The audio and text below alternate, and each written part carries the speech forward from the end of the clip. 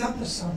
And this is one of the visionary perspectives of the Atlantic Triangle, is that when nobody, or when few people saw that the Atlantic was not about the United States or Europe, it was about the basin and about cooperation between Latin America and Africa. But all what you say, of course, is true. But John, you were a UK ambassador to the UN. You know the institution very well. All of what we're talking about here, the need for reform, is anything but new. It's existed, but yet we're still stuck in the system because of. Pour l'Espagne, le Maroc est la plus importante relation internationale que nous avons, dans ce sens que Paris, Londres, tout ça, ce ne sont pas des relations internationales à vrai dire. Mais c'est une relation extrêmement riche, extrêmement ancienne, tissée de liens de toutes les couleurs et de toutes les matières. Et quand il y a beaucoup de liens dans une relation, il arrive qu'il y ait des nœuds. Et ce qu'il faut faire, et ça c'est une tâche commune, c'est défaire ces nœuds avant qu'ils continuent à faire d'autres nœuds. Voilà, c'est quelque chose qui est une tâche commune.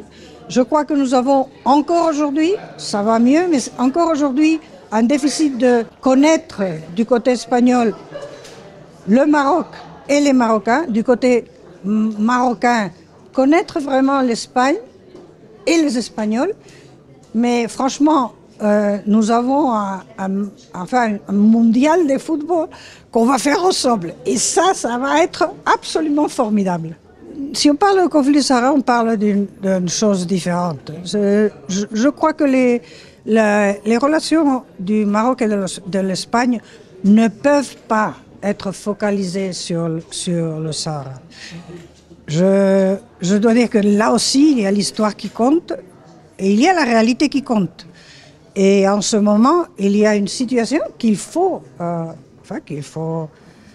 sur laquelle il faut travailler, mais dont le point de départ est le Conseil de sécurité des Nations Unies et toutes les résolutions qui ont été passées par le Conseil de sécurité depuis 2007. Alors ce n'est pas l'Espagne, c'est l'Europe, c'est le monde entier avec le Maroc, non, pas avec le Maroc, je veux dire, qui doivent accompagner le Maroc et le Front Polisario à arriver à cette solution. Il y a deux positions sur la table et je crois qu'il n'y a qu'à voir le nombre de consulats qui sont ouverts à Dakhla ou à Laayoune pour savoir quelle est la situation. Mais c'est une situation qui doit être résolue par Marocains et par le Front Polisario. Je ne vais pas dire les Sahraouis parce que ça c'est très équivoque.